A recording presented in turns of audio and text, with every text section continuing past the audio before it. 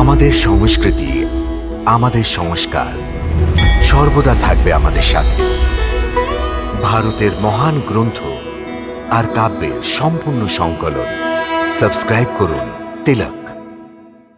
হে কৃষ্ণ, তুমি বলছিলে যে স্ত্রীত্বজ্ঞ হওয়ার জন্য মনের প্রদীপ শিক্ষাকে স্থির রাখো, অর্থাৎ মনকে এদিক ওইদিক পালাতে দিও না। এর অর্থ এটা হলো কর্ম করার সময় মনের বদলে বুদ্ধির কথা শোনো, মনকে বুদ্ধির অধীনে রাখো, এটাই না? না অর্জুন, শুধু বুদ্ধির ওপরে ভরসা করাও বিপজ্জনক। কারণ ধ্বংসের সময় আসার পর তো মানুষের বুদ্ধিও ভ্রষ্ট হয়ে যায়। অর্থাৎ যখন প্রতিকূল সময় আসে তখন মানুষের নিজের বুদ্ধি ওকে ভুল রাস্তায় নিয়ে যায়। হে মধুসূদন, মনুষ্য না নিজের ইচ্ছা অনুযায়ী কর্ম করে, না বুদ্ধির কথা শোনে, তাহলে মনুষ্য করবে তো কি করবে? এই পরিস্থিতিতে নিজের পরিস্থিতির বিরুদ্ধে কেউ কি জীবন ব্যতীত করবে? হে মধুসূদন, মুক্তি এবং পরিত্রাণের রাস্তা যাওয়ার জন্য কোনো মনুষ্য নিজের প্রবৃত্তিকে কি করে পাল্টাতে পারে? এর কোনো সরল রাস্তায় আমায় বলুন। প্রবৃত্তিকে বদলাবার আগে এটা জেনে নেওয়া প্রয়োজন যে প্রবৃত্তি কি করে তৈরি হয়।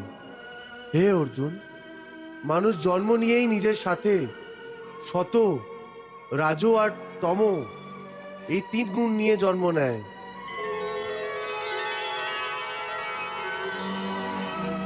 এই সৃষ্টির রচনা এই তিন গুণের ভিত্তিতেই করা হয়েছে।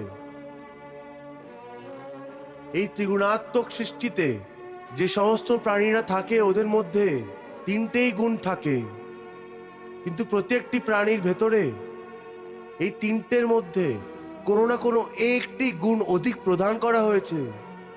আর যেই গুণের প্রধানতা অধিক থাকে ওই প্রাণীর চরিত্র ওরকমই হয়ে যায়। রাজগুণ প্রধান পুরুষের ঐশ্বর্য, ঠাট বাট এবং রাজপাঠের লোভ থাকে।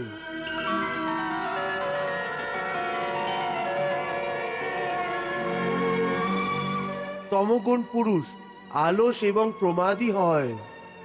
ঘৃণা, ক্রোধ এর মতো নেতিবাচক অনুভূতির মধ্যে ভীষণভাবে ভরা থাকে।